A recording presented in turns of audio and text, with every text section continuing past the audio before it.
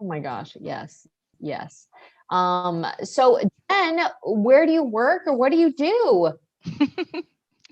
I'm in the Atlanta area, Okay. and I work for a company called Conark, and it's a software company.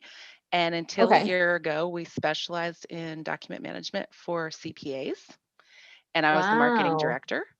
And then a year ago, we bought a company called eNotes, and it's electronic health record software for behavioral health.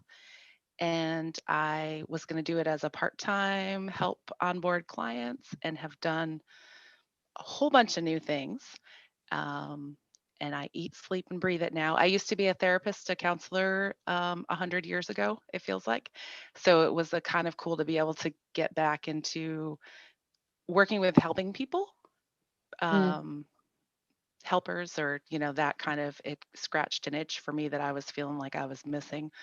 Um, so that's what I do. Wow. How has like that past experience played into kind of what you've been living now when it comes to like the pandemic and everything? It's been really interesting because the one, the medical field, we bought this company and I started in this role right when the pandemic, like 2 weeks before the pandemic hit. So then all of a Mm. sudden we're learning this new product and clients had all these changes to make to medical service codes, for instance, which, so I'm like, okay, here's this new software I just met, and now we have to do these new things. But my past role has been hugely instrumental because didn't have the same learning curve on the lingo. Granted, when I Mm. was in their role, I was using post-it notes and paper files and filing cabinets versus electronic records. But I feel like it really helped me, like transferred that industry knowledge to being able to be in a tech role to help people doing those things because I get the day to day, and I also was able to help our team learn what's a true emergency for a mental health counselor versus a CPA. If somebody can't Oh, prescribe on any given day their meds and get the prescriptions to the right place, there's a trickle down effect for some person that's, sorry, I'm going on and on. There's other people no, here no, too. no, but it's super interesting. It's super interesting. And so thank you so much for Sure. sharing. We have Lisa. So hello, Lisa. Hello, I didn't have a Zoom link. I'm so sorry. Don't worry. It has been, oh my gosh, it's been a week. I think we can all agree to that. And I think it's been very crazy when it comes to also finishing up this, what we thought was going to be finishing up for 2020. And now we're here. And so, Lisa, I'm really happy to have you here and really happy to dive into today's conversation. And so, let me just hit record here quickly. And so just want to welcome everyone on the line and thank you all for being here. Really excited to have this conversation today with Lisa. And so quickly just going to dive into some housekeeping. So we really would love for you to participate, whether that means turning on your cameras or coming off of mute. You will show up in the live recording if you do come off of mute. And this is being recorded, so we will send you a rewatch after this. If you have a question that you'd like to ask, you can totally drop it in the chat, come off of mute, whatever you'd like. And you can send it to me privately if you want to remain anonymous. And then lastly, keep up with us on social. You can find us at Power to Fly or subscribe to the YouTube channel. And so today I'm really excited to welcome today's speaker, Lisa Genova.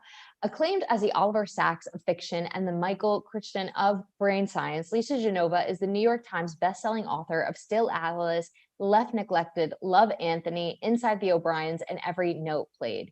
Julianne Moore won the Best Actress Oscar for her role in the film adaptation of Still Alice in 2015. Lisa's TED Talk, What You Can Do to Prevent Alzheimer's, has been viewed over 5 million times. Remember, The Science of Memory and the Art of Forgetting is her first work of nonfiction. And so, Lisa, I wanted to pass the mic over to you really quickly to see if you wanted to add anything before we get kicked off in today's conversation. Thank you so much for having me. Yeah, I'll add that I just learned yesterday that Remember, which is my new book, which has been out for exactly 1 week, is on the New York Times bestseller list for nonfiction. Yay. So super exciting. I'm on the list with Bill Gates and Barack Obama and Matthew McConaughey and Adam Grant. So Glennon Doyle, super excited.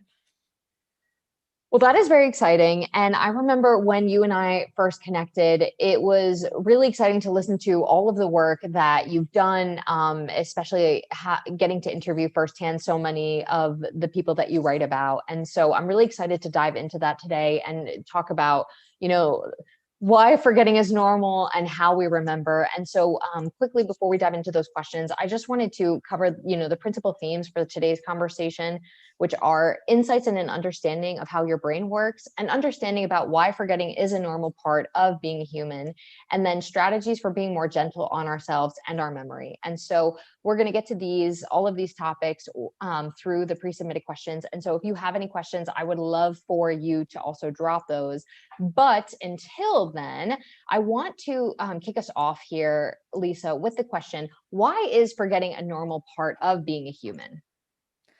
So our brains, excuse me, our brains are not designed to remember everything. We think that, if we just work hard enough, or if we're young enough, or if we have the right supplement, or if we pull the right rabbit out of the right hat, we'll remember everything. And for the vast majority of humans throughout time, we are not capable of remembering everything. So our brains are not designed to remember people's names, to do something later, or to catalog everything we encounter. These imperfections are simply the factory settings. It's the price of owning a human brain.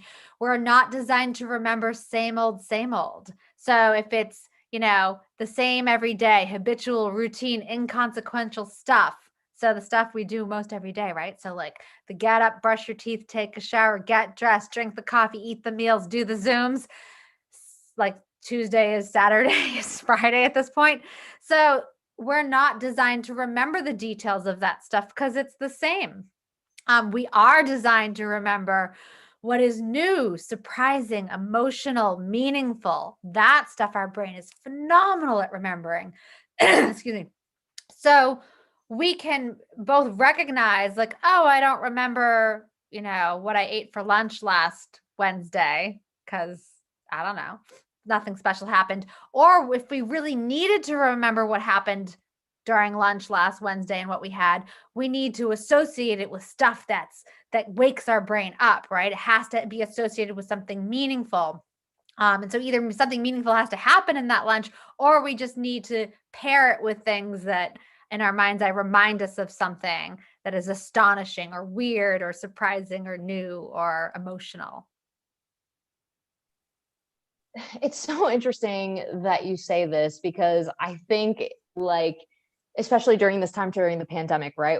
We've got a lot going on. And so whether we've taken on our new routines or, we have other things that are impacting our daily lives, maybe it's death, unfortunately, maybe it's starting a new job, maybe it's all of these other things that bring these emotions. I would love for you to talk about, when it comes to memory, how stress impacts memory.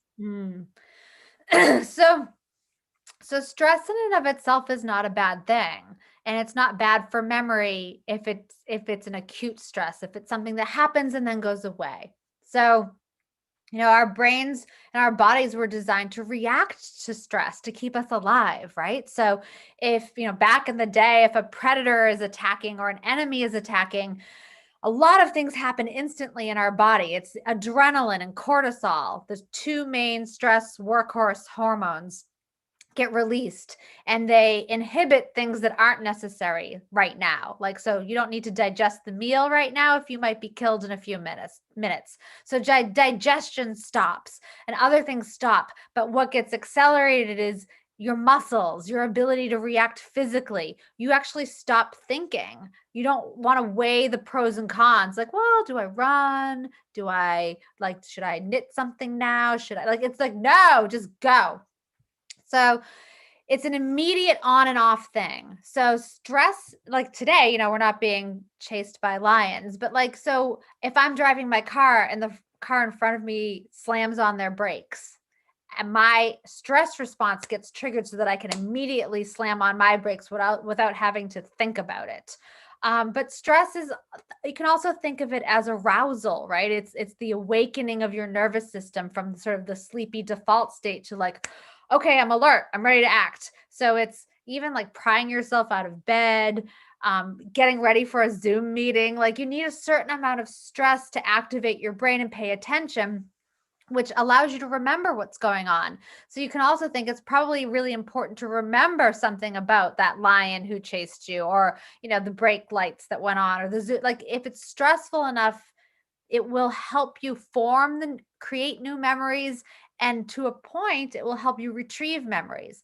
Now, if the stress is too big, you're in overwhelm, right? It's like, I studied for the test and I knew the stuff, but now I'm so stressed when I show up to take it. I'm in total overwhelm. I draw a blank. I can't remember anything. So I can't retrieve what I know if I'm experiencing too much stress in the moment. But chronic stress is a different animal altogether. So while acute stress can be good for us and we need it to perform in all kinds of ways, chronic stress is always bad for us. And what happens in chronic stress, and what I mean by chronic stress, is a stressor that doesn't go away.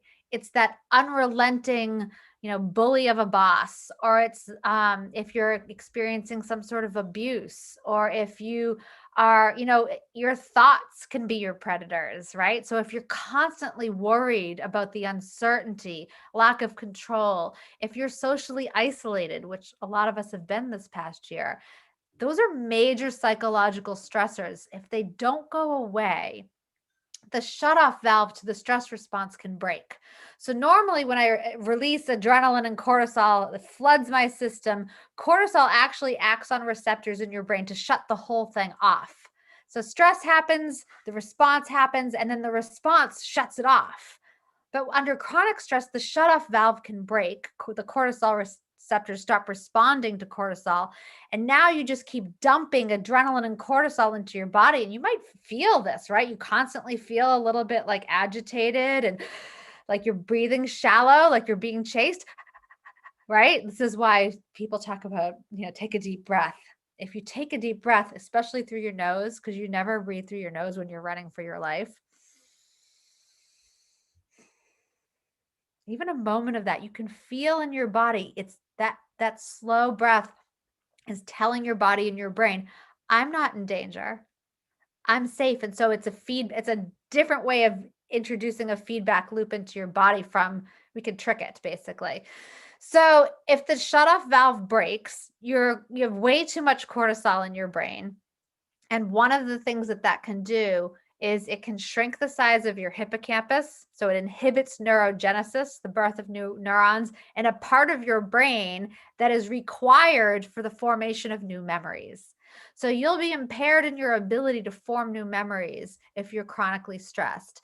You will be impaired in your ability to retrieve old memories if you're chronically stressed. So this makes sense. I think a lot of us have felt like, especially in the pandemic, politics, world politics, national politics, natural disasters, climate change, all of these sort of unsolvable problems are stressing us out. And a lot of us feel a little foggy, a little like, I don't remember really well right now. Is something wrong with me? So probably not. You're probably under chronic stress. The good news is this is all reversible. So this is why if you can meditate, do yoga, practice mindfulness, and exercise, these have all been shown to shield you against stress and combat against the deleterious effects of stress. So if I exercise, even if I'm under chronic stress, my hippocampus might not shrink, right? It's because exercise actually induces neurogenesis. So it can tip the scale in the other direction. So there are things that we can do, just even and again, a lot of folks are like, I don't know how to meditate. I'd probably do it wrong if I tried. I don't know how to shut off my thoughts. It's not about shutting off thoughts. It's like, oh, I need to go to a Buddhist meditation retreat to learn to do that. It's like, no, it literally is can you give yourself even 30 seconds today? Set the timer, 30 seconds. Give yourself 1 minute of just, I'm going to close my eyes and I'm just going to breathe into the count of 4, out through the count of 4. And just try to stay on that.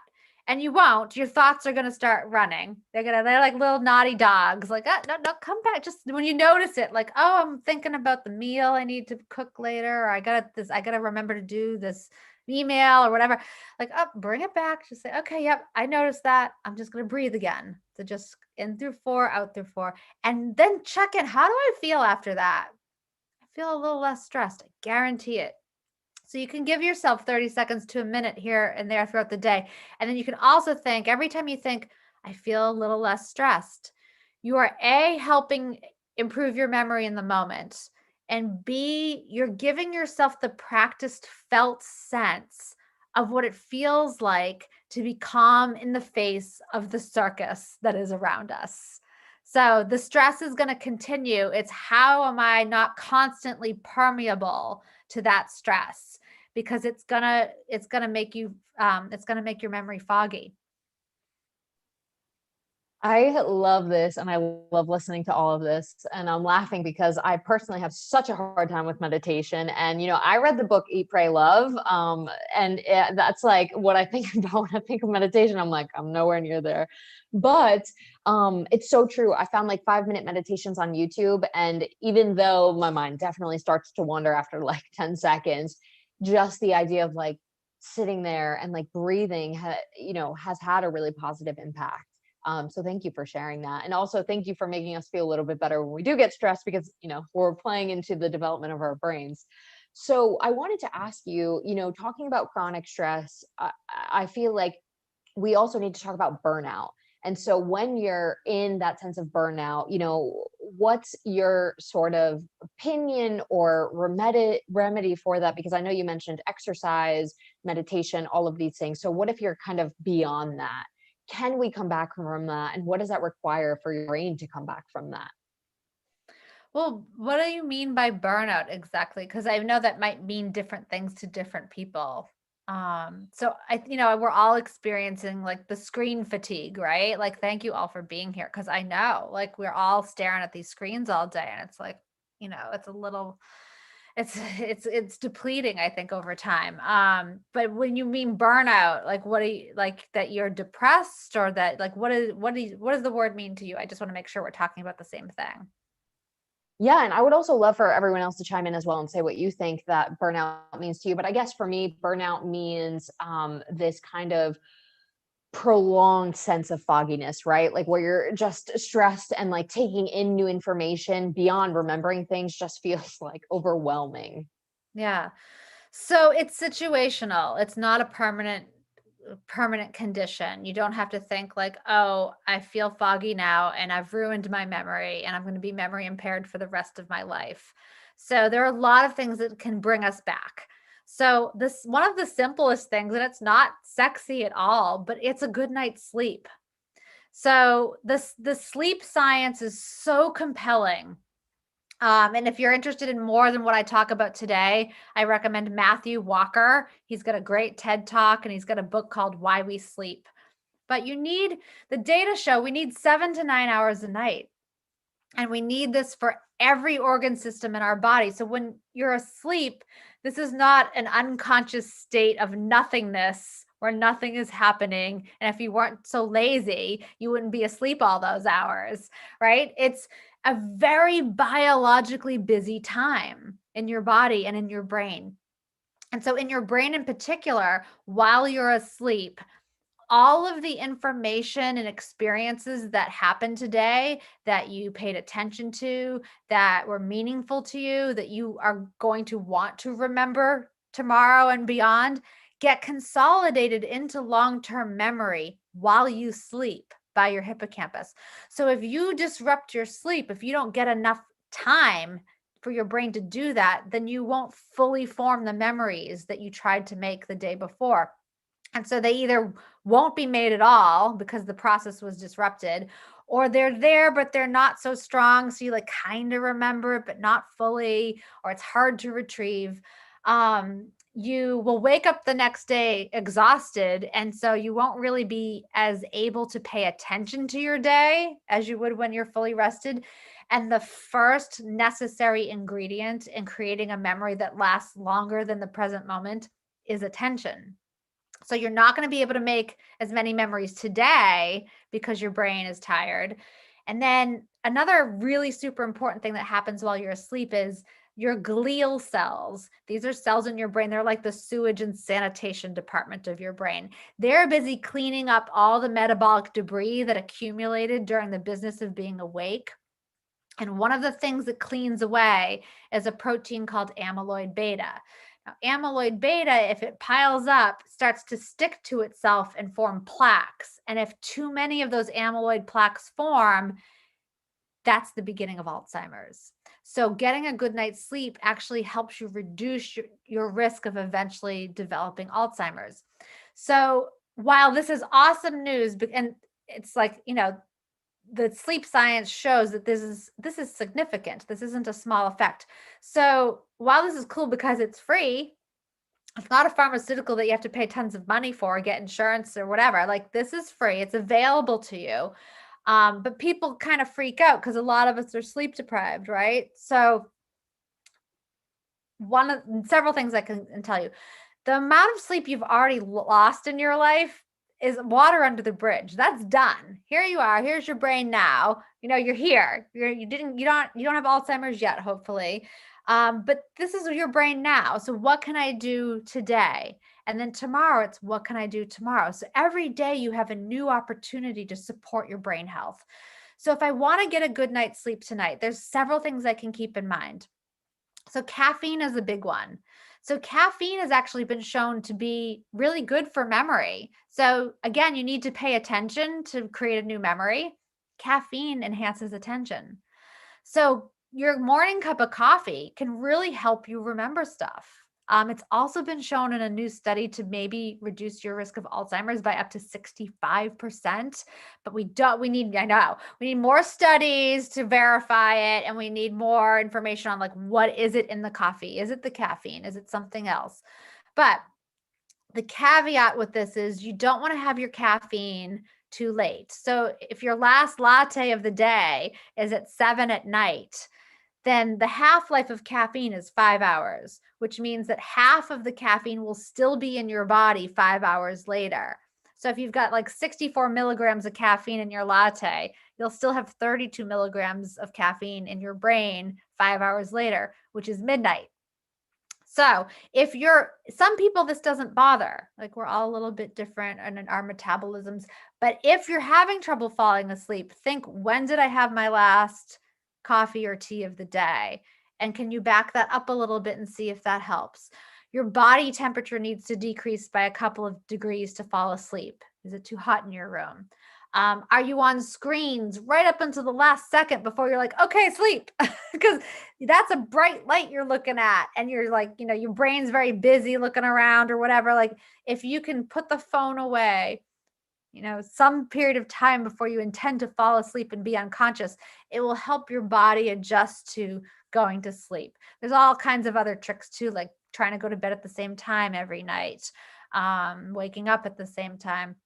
But sleep can be tough for people. I get that. I understand. And if we can prioritize it and at least understand that it is a superpower tool and weapon for memory and for preventing Alzheimer's, then I think that, like anything, if we know it's important, we can, put our effort into it. I'm learning like so much, and I'm really hoping I remember this. I did drink some tea before this, so I think I'm hoping I'll be good. But this is so interesting, everything that you're sharing. And speaking about sleep, we actually had a question that somebody sent in, which was, why do we forget our dreams so soon after we wake up? So dreams are interesting, and we don't exactly know why we dream. I just recently listened to a book by neuroscientist David Eagleman. It's called Live Wired, and I love his theory on dreaming. He thinks that we dream because different parts of your brain do the work of different things. So the back of your head is your occipital cortex, your visual cortex. This is where your brain processes vision. This is where you actually see. You don't see in your eyes, you see in your brain. You hear in your auditory cortex. You come up with the desire to move, and the choreography to move is in your motor cortex. Muscle memory doesn't live in your muscles, it's in your brain. So different real estate in your brain is in charge of different functions. but it's not set in stone. And David proposes that your brain is always in competition for territory, and that if a part of the brain goes dormant, another part will come in and usurp that neural tissue, all those cells, and be like, now you're in charge of hearing. So he proposes that we dream while we sleep to keep our visual cortex active while our eyes are closed all those hours. Otherwise, it would be infiltrated by other areas of the brain that would take over the visual cortex. So this is why our dreams tend to be so visual. Not proven, but I love the hypothesis, and it makes good sense to me. Why we forget them right away? They're not intended for us to remember. They don't get fed through the hippocampus. So they're more like present moment phenomena. So like if I were to rattle off a 10-digit passcode to you that you need to remember and punch into your phone, but you don't get to write it down, or like you just ready, here's 10 digits, blah, blah, blah. Like you can feel the fleeting nature of working memory, right? Like this is a memory that hasn't gone through your hippocampus yet. You're like, I made it like the first 4 numbers, and now can you say it again? Right? Because it's gone. So that's kind of what a dream feels like, right? It's kind of this present moment. You wake up and it's there, but it's not there long enough for you to have added any meaning, attention, cues, emotion. Like it's not enough usually for you to funnel it to somewhere where it will be saved more permanently. Poof, out it goes. It's sort of like, you can't remember what you don't pay attention to. And it's like, when you drive somewhere familiar, right? So you've been driving and you know the road, and you're listening to an audiobook, or you're lost in thought. And maybe you just went over, a 4-lane, really big bridge, and you'll be driving, you'll be like, wait, did I already go over the bridge? Where am I? What happened? Right? It's because your eyes see the information, just like your dream. You wake up and you have the information. But if you don't have the right neural attention, if you don't have the right, stimulation going on, it cannot go into lasting memory, and it's gone. You don't remember driving over that bridge, even though you just saw it a few minutes ago. So memory can be very fleeting if it doesn't have the right support. It's also interesting because when we talk about memory, like when you say a word too many times, it doesn't feel real anymore. That's how I feel like memory is. Like the more you talk about it, it gets like weirder and weirder, no? Because I've been seeing on Twitter a lot lately that when you have a memory, you're actually thinking about the last time that you thought about the memory, not the actual moment itself. Yeah. So it's the memory for stuff that happened, right? So that's called your episodic memory. The memory for the stuff which is called semantic memory, doesn't share that quality. So like if I keep telling you that George Washington was the president of the United States, and I keep sharing that, it doesn't later become Abe Lincoln was the first president of the United States. Like the stuff is pretty stable over time, no matter how much you revisit it. But the stuff that happened gets weird. So it turns out that when I retell the story of what happened, so first of all, I can only remember the slice of reality that I paid attention to in the first place, right? So, if my 20-year-old daughter and I experience the same day, I'm going to notice different things about that day than she is, right? It's like and for men and women, forget it. We're going to notice completely different slices of reality. So to begin with, the story of what happened is affected by what piqued my interest versus someone else's. So we'll both be at Christmas morning or vacation in Argentina or wherever we are. And it's a totally different memory in my brain versus your brain, because we're different people and we notice different things. Like I tell the story of like, it's Christmas morning and I'm remembering a Christmas morning from back when I was 10. And I remember that Aunt Susie came that year, but my brother wasn't really close with Aunt Susie. And so he has no memory of her being there because he didn't pay attention to her when she was. And so he thinks I've made it up. He's like, she wasn't there. So it's like, how can he not even remember a whole human being who was there? So this can happen to folks. So we start out with a memory that's different to begin with.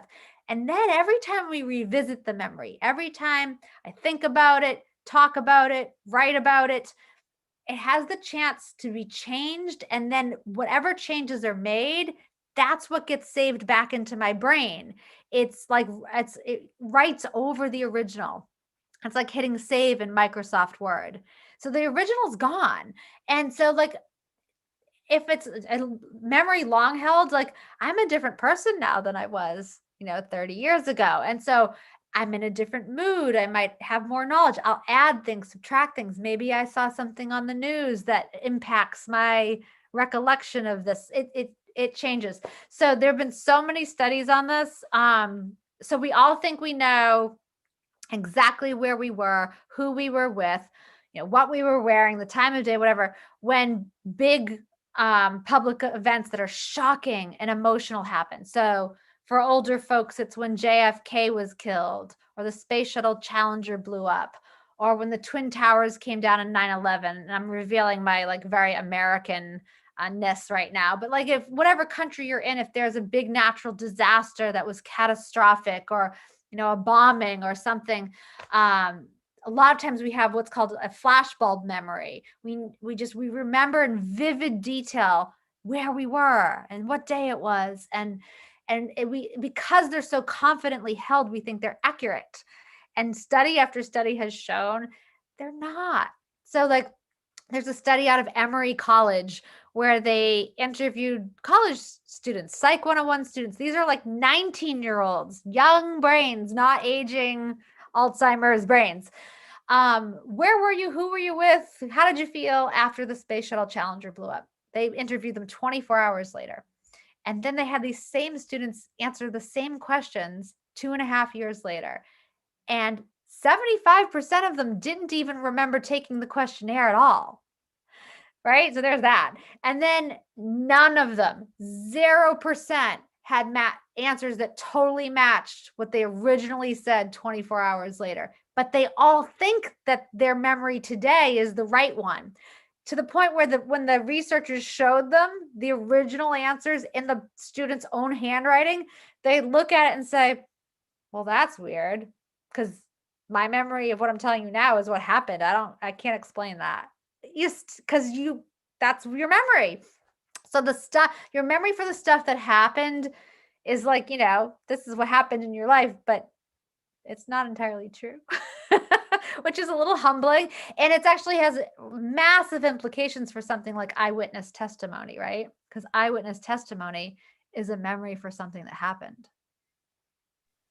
That's such a good point. And I was going to go into that, but I don't want to go off on such a big tangent, but exactly that, right? And especially now with the Derek Chauvin case, with everything that happened with the murder of George Floyd, you have all these witnesses being brought in. And then on top of it, you have video evidence of what happened, right? And so how does that play a role into it? And I mean, I would love to hear kind of your opinion about that. Well, I mean, I'm so grateful we have the video footage, because I think for too long we've had, either people who are afraid to come forward, or police and anyone interrogating someone or asking someone can change your memory for what happened through leading words. So there's this study done by a psychologist, Elizabeth Loftus, which brings this point home really well. So if I were to show you a video of a car crash, and I then ask you 5 minutes later, how fast were the cars going when they contacted each other? Let's say you say 25 miles an hour. If I had instead asked you, or if I ask someone else, and then I, do a lot of this and I do the statistical analysis, if I were then to ask you instead, how fast were the cars going when they smashed into each other? You might say 40 miles an hour. So you have the memory of what you saw, but my word, that one choice of verb, contacted, smashed, I could have said crashed, collided. I mean, the singular substitution of that verb can change your memory for what happened. It influences it in a different direction. Now you store that version of the event. So you can imagine that even well-intended police officers on the scene questioning witnesses, their choice of language can really influence what people believe they remembered. Yeah. So thank God we have the video. Oof, yes, and that is so dangerous, and so scary, no, to think about that. So thank you for sharing that. And so, Andrew writes in the chat, which is an awesome question. So, given that, is there a way to make our memories happier? Yeah. This is a great question. So I said that, you can't remember what you don't pay attention to, right? So the converse is true. Like, we remember what we pay attention to. And so this isn't just like, where did I leave my glasses? Where did I put my phone? Where did I park my car? I pay attention to, maybe I'm trying to learn. I just gave another TED talk yesterday. Maybe I'm trying to learn my talk. Maybe I'm trying to learn vocabulary words. I'm learning Italian. So if I pay attention to it, I'm more likely to remember it.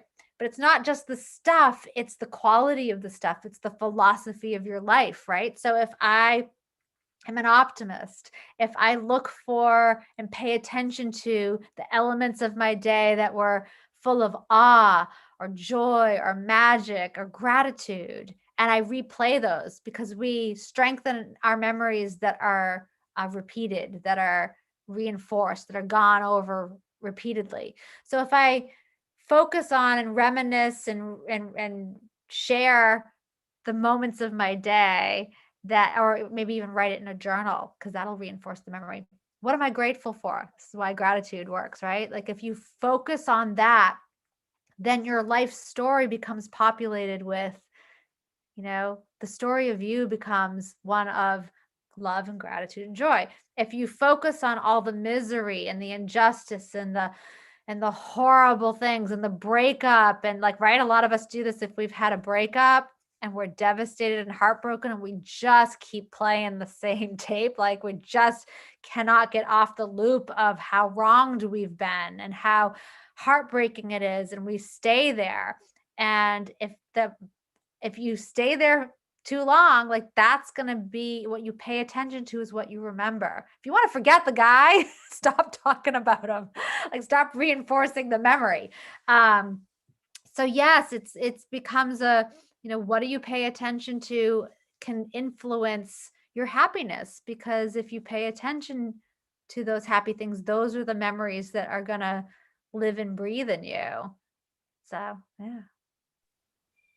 I love that. And I know I'm probably not alone here. I definitely tend to focus when something negative happens to me. I'll probably focus on it for like a good 2 weeks, maybe in a month. It'll start drifting off, but then like the happy stuff, I'll talk about it a little bit, but definitely not give it as much attention. So thank you for covering that.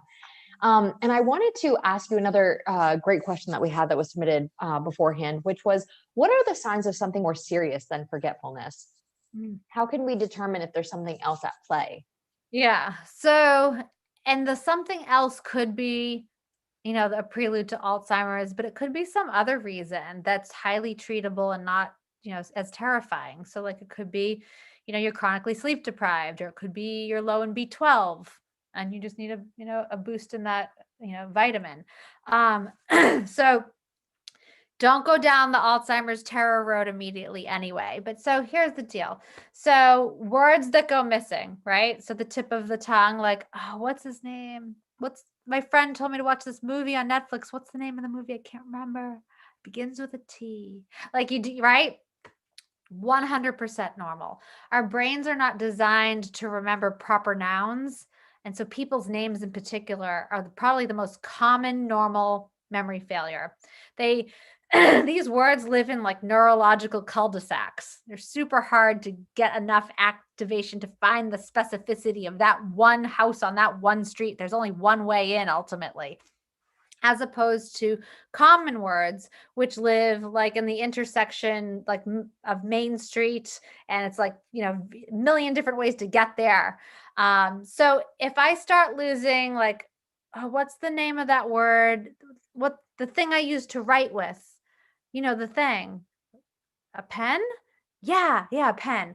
If it's common words that you start losing on a daily basis, that's something to pay attention to. That's not a normal forgetting. Normal forgetting are names, movie titles, cities, proper nouns. So people will talk about like, oh, I can't remember where I parked my car. Does that mean I'm getting Alzheimer's?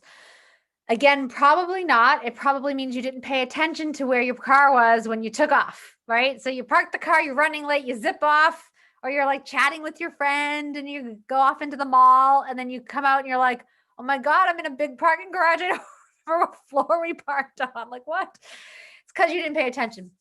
But the difference is like, so my friend Greg O'Brien has Alzheimer's.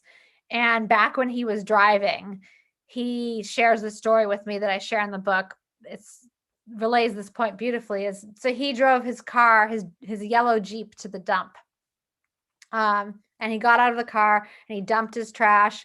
And then he stands there and he thinks he's standing in front of his yellow Jeep, first of all, and doesn't recognize that it's his Jeep. So that's the first one.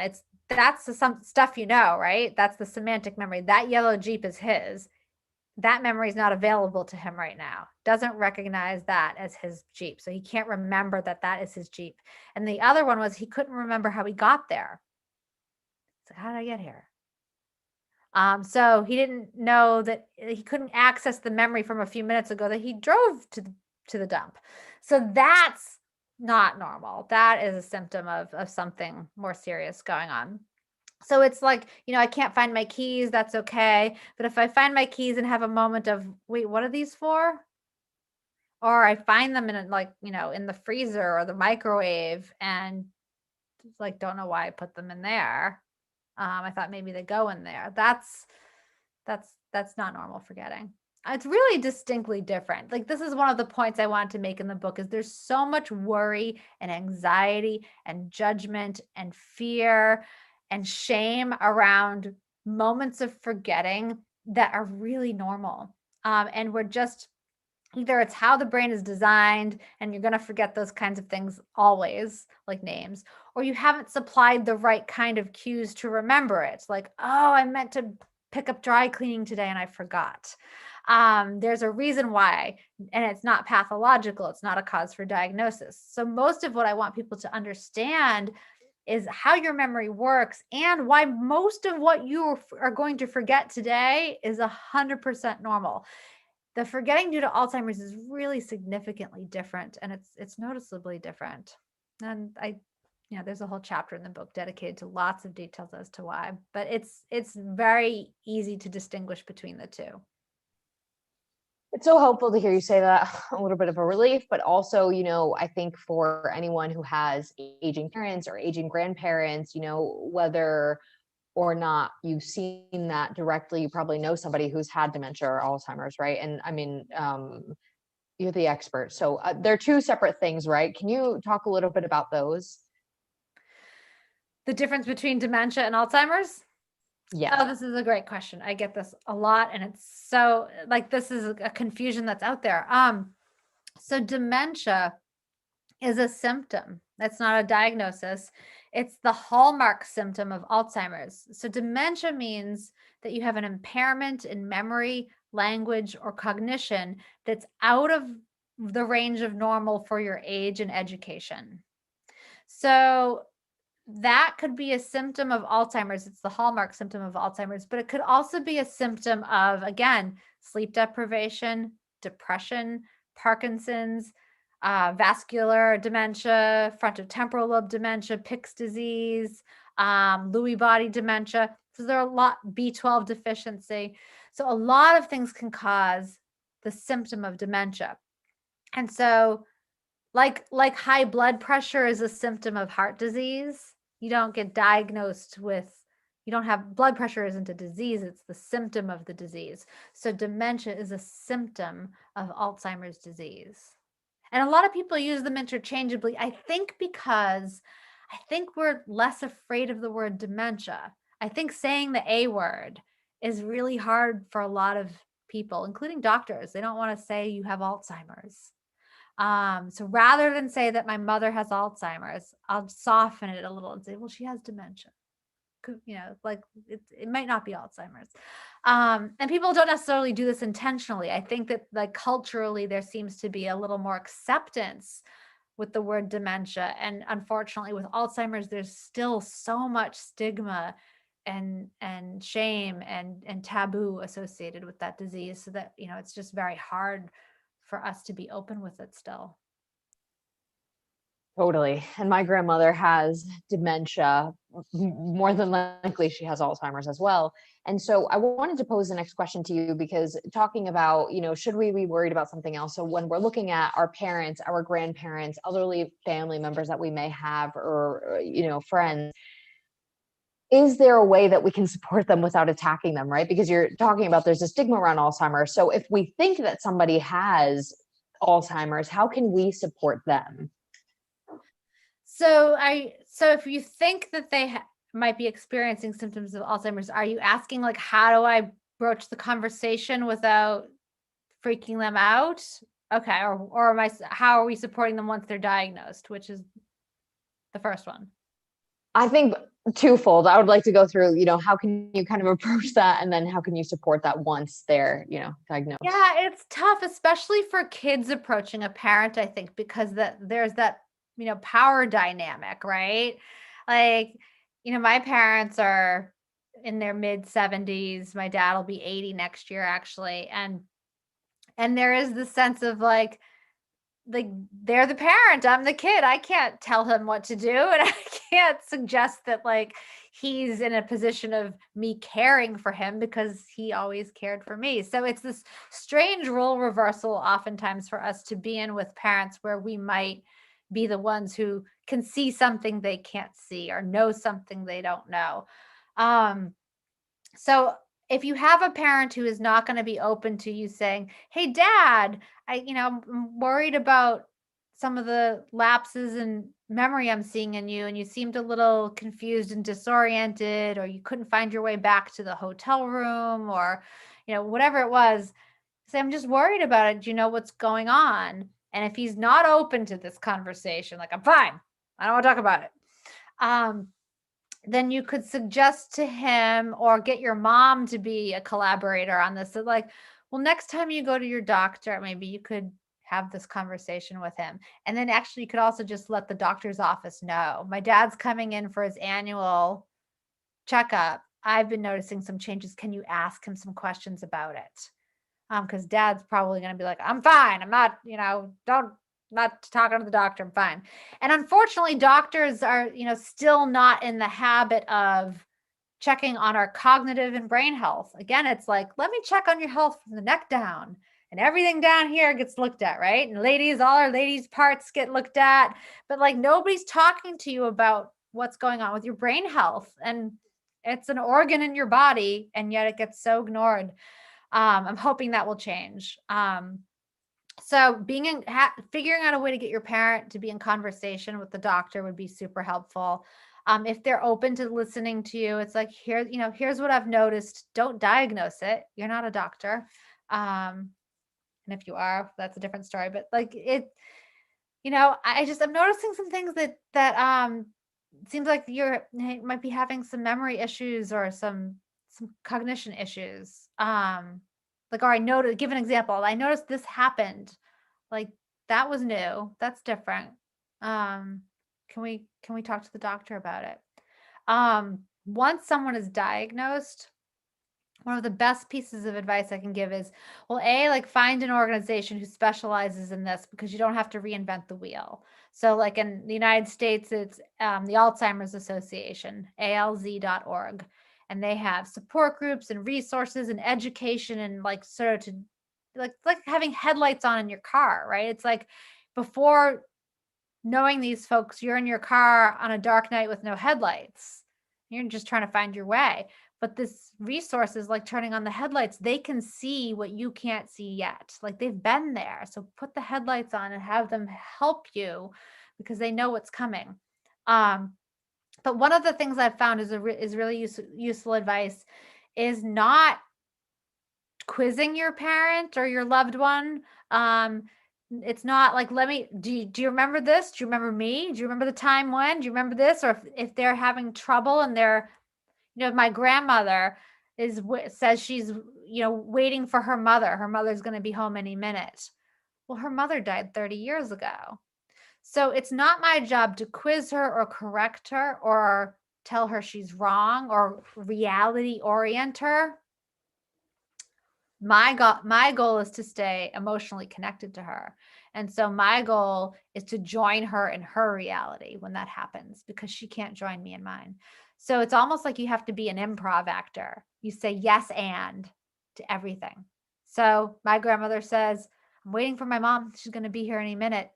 It is not my job to tell her that her mother's been dead for 30 years. First of all, this is going to be new information to her, and she's going to relive the horror and the grief of learning that her mother died right now, today. I mean, don't want to put her through that.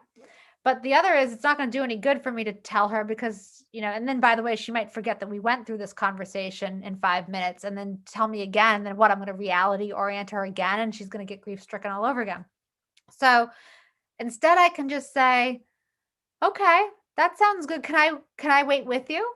You want to have a cup of tea with me while we wait? Or like, oh, tell me about your mom. I heard she was a great cook. She made the best lasagna. And now you're in conversation and you're still emotionally connected. And that's what she wanted. She wanted to feel safe and comforted waiting for her mom. So we can't, she can't get those memories back. You're not going to jog her memory. You're not going to like help save her from her Alzheimer's by having her remember who you are. She's probably at that point, she's not going to remember who you are, but she can feel that you're someone who loves her. That doesn't get destroyed by this disease at all. So that's my best advice for once someone's diagnosed and they're really in the thick of it.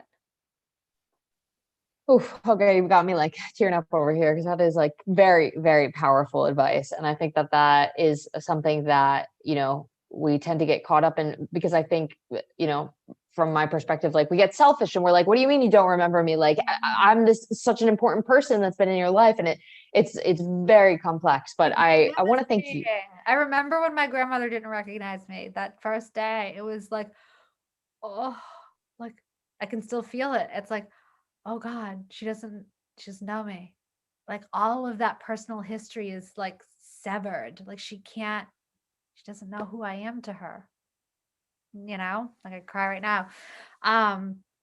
Yeah, you have to develop a new way of relating.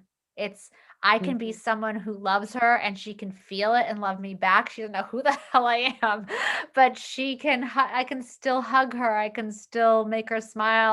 I'll, dance with her and laugh together, but it is not going to be based on the memory of who we were together. It's just about it. Really, it's kind of, very Buddhist in some ways. It's like, it's very present moment. Like, okay, we're here right now in front of each other. Who can we be in this moment together? What can we create relationally right now? And it's not based on fact and history and memory. It's not based on memory. It's very strange to try and be in a relationship with someone who doesn't have access to memory as we know it, but it can be done. That is such a beautiful sentiment. And Jen, I know that you dropped a question in the chat, but we only have 3 minutes left here, unfortunately. And so, Lisa, I would love to pass it over to you, because I know you just released your book. It's on the New York Times bestselling list, right? I said that correctly. But please tell us more and how we can support you and where we can keep up with you. Oh my gosh, thank you so much. I'm so excited about this. This is not a gimmick book. This is not a, hey, take these supplements, do these brain games, and you'll have the best memory in the world. This is like just trying to be real with people and offer you a sense of comfort and relief and reassurance of like, this is normal forgetting. This is why it happens. This is how to improve your memory in very real ways, not like take a pill. This is how to protect it for, so that it'll last you hopefully, 100 years. You can find me. I'm on social media. I'm regularly on Facebook and Instagram. I'm at author Lisa Genova. My appearances are probably there or at my website, lisagenova.com. Fantastic. Well, I want to thank you so much. I know that I actually, to be transparent, share with everyone. I forgot so much stuff this week. And so I'm really glad that we were able to come here and have this conversation, Lisa. Like, I feel like I took so much away from this. Hopefully I can remember, but at least we have the recording in case we don't, so we can come back to this. But I really want to thank you so much. And I want to thank all of you for being here today. It's been such a wonderful conversation. And so I hope that you all have a lovely, lovely, lovely Thursday. So thank you, everyone. Bye-bye. Thank you.